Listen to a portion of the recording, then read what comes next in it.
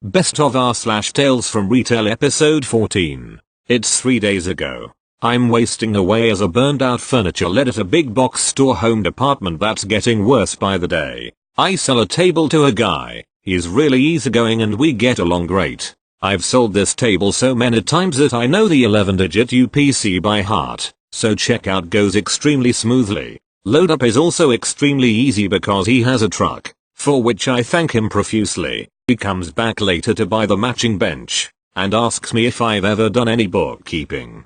Turns out he owns a dental lab nearby and is looking for an assistant.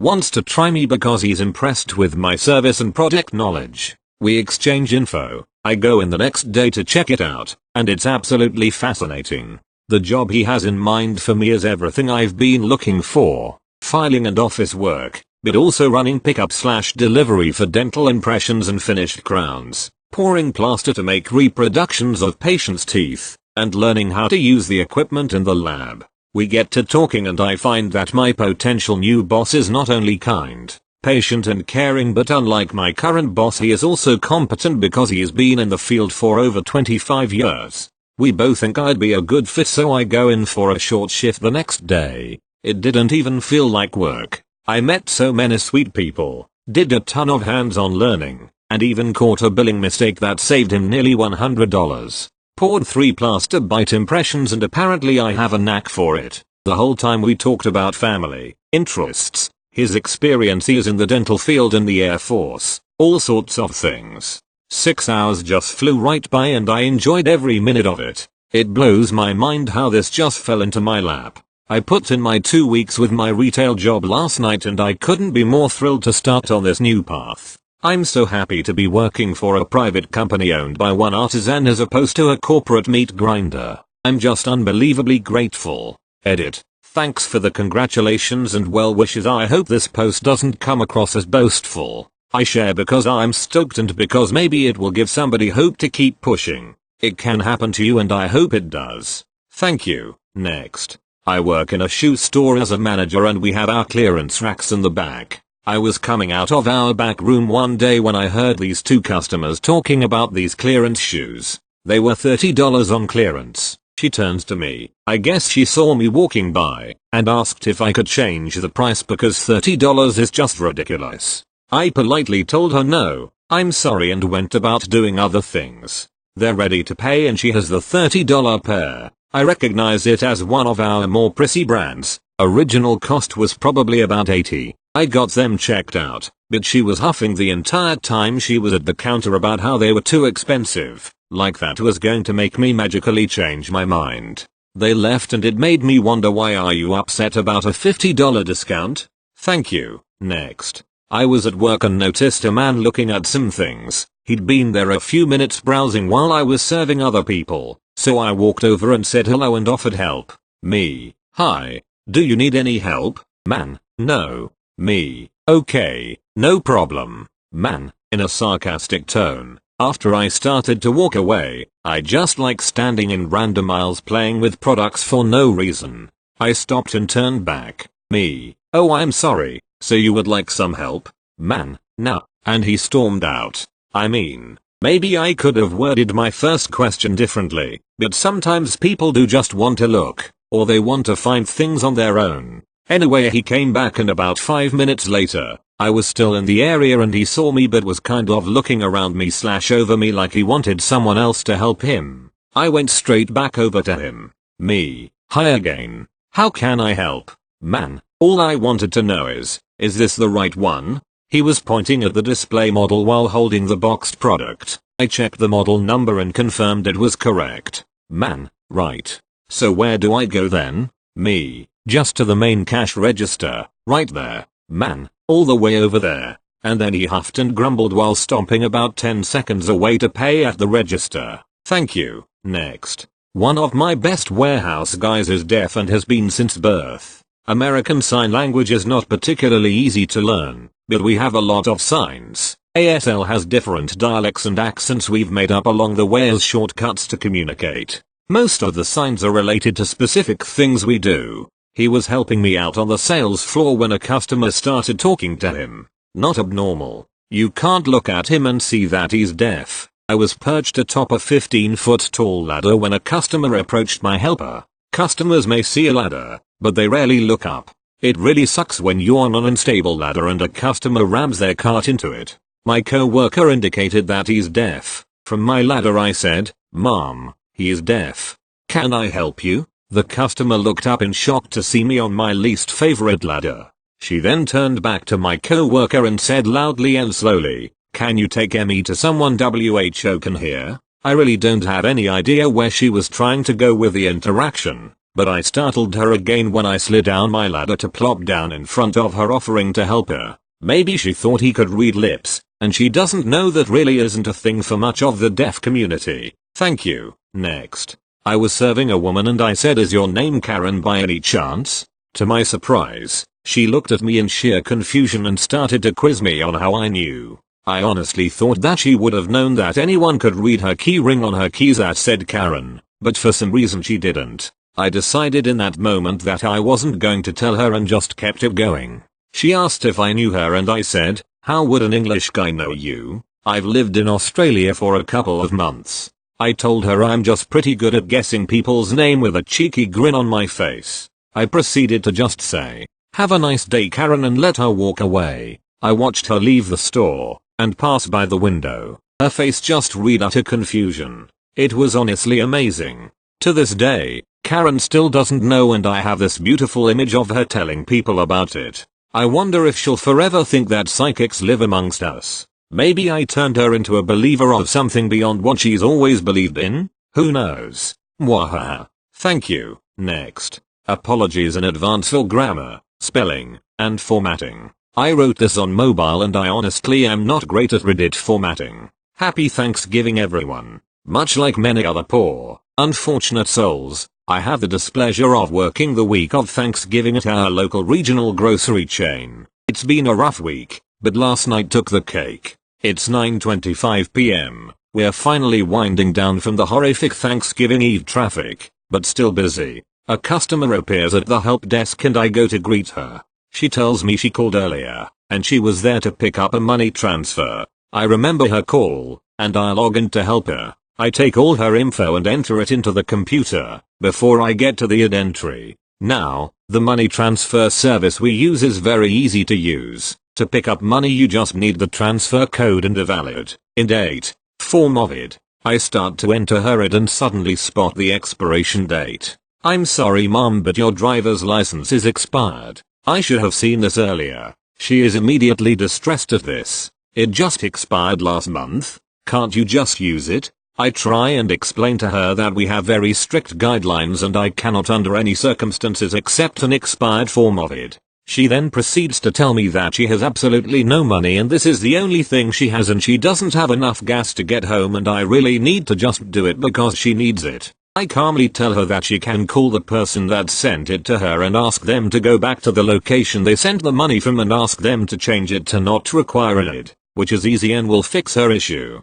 After some more repetitive frustration she finally calls. Enter her niece. She explains the situation to her niece, and they go back and forth briefly, before I am inevitably handed the phone. I politely explain exactly what her niece will need to do to fix this. I am immediately met with condescending attitude from her niece. "Hi there, the geeky musician? Yeah, you seem to be mistaken. I sent this money using my phone. I did not go to an agent. I suddenly realize I'm in for a rough ride. Is there an option to edit transactions on the mobile app? I am not 100% familiar with the app. I don't know how to use the app, as we are only trained on the pose itself." As soon as I finish my sentences they answer, "No, there is not an option." I then politely explain that they will have to go to a physical location to change the transaction. Karen mode, activate. "I'm sorry, what was your name again? The geeky musician? Yeah, this isn't gonna work. My aunt is having a very hard time right now, and I'm going to need you to pay this money out." I then reiterate myself, explaining what they have to do. "Alright, the geeky musician, what location are you at?" Yeah, this has left a very bad taste in my mouth, and I am extremely disappointed with this. I can assure you I am going to get this dealt with, because I know how to get this done. Hand the phone back to my aunt. By now I'm 100% done with this situation. The woman talks to her niece on the phone briefly, then hangs up. I let her know that as soon as she gets an update to let me know, and I go to try and get the mountain of stuff I have left to do done before the store closes in 20 minutes. As I was getting some stuff done, I called my manager to the front just to bring him up to speed with the current situation in the event it escalates, which I felt it would. Unfortunately, he takes it a step further and just goes straight to the woman and asks her about the situation. She explains it to him, and he repeats the same thing I told both her and her niece about a dozen times now. She tells us both that she is desperate for the money and that she'll just have to sleep in the parking lot then. My manager and I both apologize and go back to closing duties. Shortly after, I walk by her and realize she's on the phone again. I decide to sit by the help desk as I'm sure she'd want to speak to me soon. She goes back and forth with her niece again, before handing the phone back to me once again. Hi there. Yeah, all of the locations near me that service money transfers have closed at 9. I really need you to go ahead and pay this out for her. My grandmother recently died and it really has taken a toll on her and she needs this money. I'd like to make it very clear to you who I am, and I can provide you all of my details. Sometimes I understand people just go a little too far. I really need you to use your best judgment on this one. At this point I was pretty done being vaguely threatened and bullied over the phone, but before I could politely tell the woman on the phone to deal with it, my manager walks up to assess the situation. I immediately asked her if she'd like to talk to my store manager. Oh, I'd love to. Author's note, my store manager is a 60-plus-year-old tall, thin Wisconsin man that has worked enough retail years to have absolutely no patience for BS like this. He's not rude, but he won't take crap from anyone. Mom, I'm sorry but we cannot help you. This is against policy, etc., etc. While he's talking to her, the woman who originally came in was standing to the side of the desk. Suddenly, she started to grasp her chest and moan. She didn't say anything to either of us, or try and get our attention, but I noticed her out of the corner of my eye. The more my manager told her niece we could not do it, the louder she got.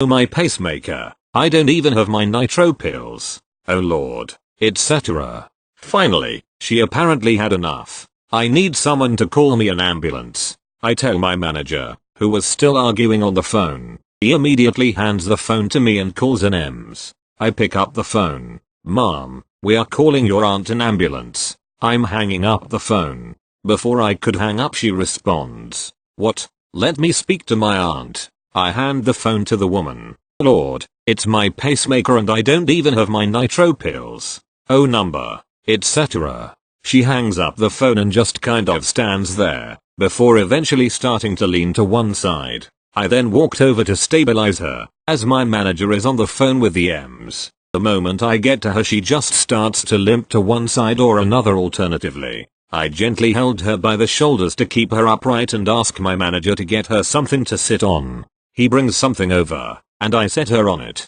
As we waited she continued to slump in the chair, but I made sure she stayed alert and conscious. As soon as the ambulance pulled into the parking lot she suddenly became more alert. Oh, there. I can feel my pacemaker. That's better. The EMTs brought in a stretcher, loaded her up, and took her out. They sat in the parking lot for about 20 minutes before driving off with no lights, so I can assume she was okay, but I really won't know until I inevitably see her again. All in all, this was one of the most frustrating and ridiculous thing I have ever had to do at my job. I was already thoroughly stressed from the holiday load, and this made the day even worse. All over about $50. I just hope she's okay from this event, and that I can get a physical copy of the customer complaint they send in, so I can frame it on my wall. Happy holiday season everybody. It can only get worse. Edit. Thanks for all the kind words. Hope everyone had a great holiday. She came in the next day and got her money, after her niece corrected the problem. My co-worker that helped her told me she cursed me under her breath when she saw me.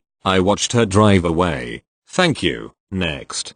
Tale number 4 from the video game store. The Nintendo Switch had just come out. It had probably been about a week or so since release. They had initially sold out within a couple of days, but another shipment had just come in. There was a directive that stated we had to sell them as soft bundles. As in, if someone wanted to buy one, they also had to buy at least 3 items to go along with it, either games or accessories. Yeah, I didn't really agree with it, and I'd be annoyed by it if I were a customer myself and I was forced to buy extra stuff I wasn't otherwise going to buy. But, hey, it was my job. We had a couple of display boxes on the counter with the Switch and some popular games in case people had trouble picking stuff out. So this older woman comes in and asks if we have a Switch available. Yes, we just got them in. They're currently available in a bundle with 3 items of your choice. These here are the most popular ones, I say and motion to the bundles on the counter. I think there were 2 Mario games and a carry case and then 2 other games and a screen protector.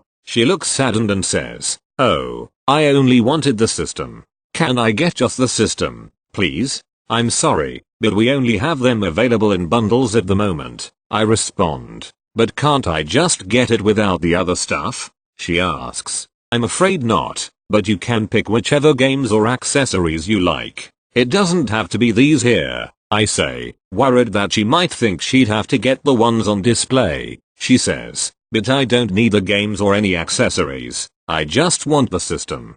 Part of the reason the company did this is a large number of people buying multiple Switches at different stores to resell them, and this helped to combat that. I'm not saying she was a reseller for certain, but if I had to make a bet, I'd bet that she was. I understand, but at the moment, we only have them available in bundles. I say, "Well, I just don't need the other stuff. I don't see why I'd have to buy those if I don't need them." At this point, I'm not really sure how else I can phrase it. "I'm sorry, Mom, but they're only available in bundles at the moment," I say, still thinking about other ways I can word it since I know she's going to ask again. "Do you have any systems that aren't part of the bundle?" she asks. Exclamation point. "No, I'm sorry, Mom, we only have them in bundles at the moment." She stops for a second and starts thinking.